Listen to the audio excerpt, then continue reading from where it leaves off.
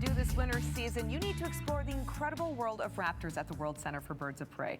From special events to educational programs, it is a must visit. I'm a huge fan of the World Center of Birds of Prey, just to be very transparent here. You guys do incredible work, and we are so lucky to have you in our backyards, quite literally.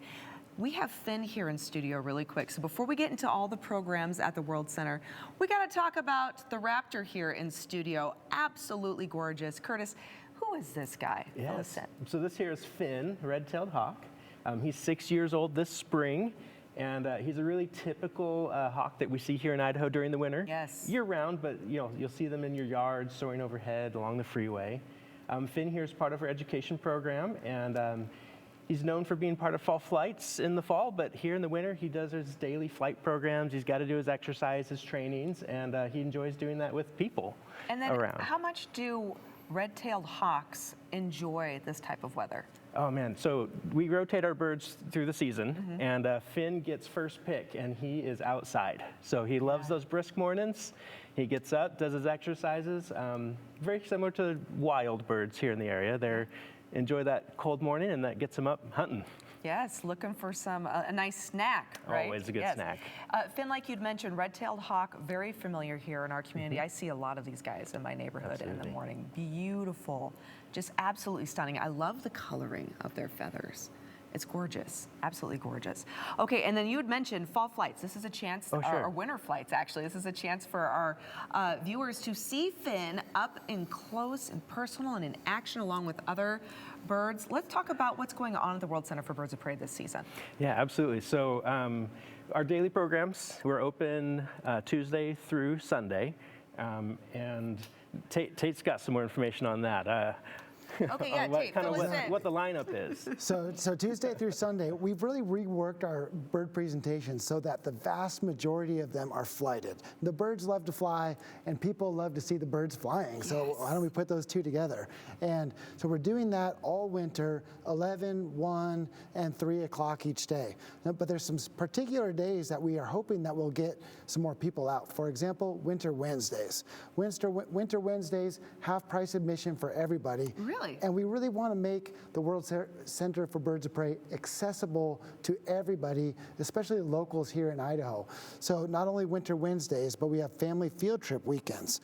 That'll be in January and in February on the 18th and 19th of January, 15th, 16th of February. Now those weekends will be free admission for kids. We partnered with Idaho Power to bring all sorts of activities. We're going to be doing crafts and really just kind of nerd out about birds of prey. I love that. Nerd out about birds of prey, because I mean, they are such a massive part of the ecology here in our state, not to mention, the country and other parts of the world too. But we're just so lucky to have this resource and this opportunity to really get to know these animals up close, where most of the time out in nature, you really don't get that experience, right? And to learn about the incredible things that these animals do. Look at, I like how he's fanning his tail though, because that's what you see in your neighborhood, right? That's the red-tailed hawk right there. That's the signature right there, Finn. Thank you for showing off, Finn. And as mentioned, those family field trip weekends, brilliant. So free for the kids.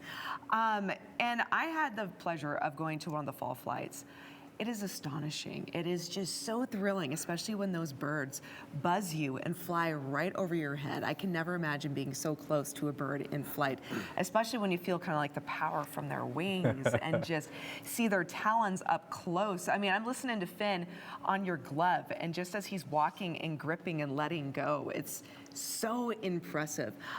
Let's talk really quick, just briefly though, Tate, about the impact the World Center of Birds of Prey has had on literally the world, right? What makes this center so incredibly important, not only to the state of Idaho, but as mentioned, the globe?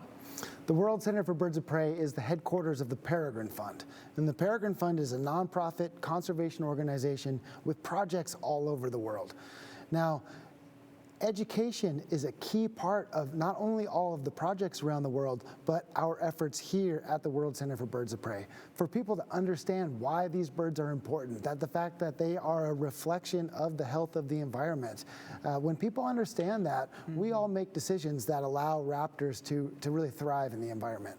Yeah, and that's so incredibly important that they're thriving too, because they control a lot of the ecology, right? Like, Correct. Like And rodents. globally, 52% of raptor species are in decline. So there really is a lot of work for us all to do together. Okay. All right. And we could play a part of that just by simply visiting the World Center for Birds of Prey, increasing our awareness, our education, and just really appreciating and respecting these animals. So, again, really quick, look at Finn. Did you see the look he's doing? He's got the camera. He's looking at that. He's got you in sights, Cohen. You be careful with that. We have Cohen going around right now with what's called a gimbal camera, where he can kind of move around the studio, and Finn's locking in on that thing. Such a beautiful hawk. Oh, such a beautiful hawk. Okay, Tate, one more time. Remind our viewers where they can go so they can make their plans. There's the winter flights, which you absolutely have to attend. Bundle up, right? Bring a hot beverage with you. Enjoy the outdoor amphitheater. Yeah, correct. Now, not all of our flights in the winter are going to be in the amphitheater. Some of them will be inside. Some of them will be in our new open sky theater.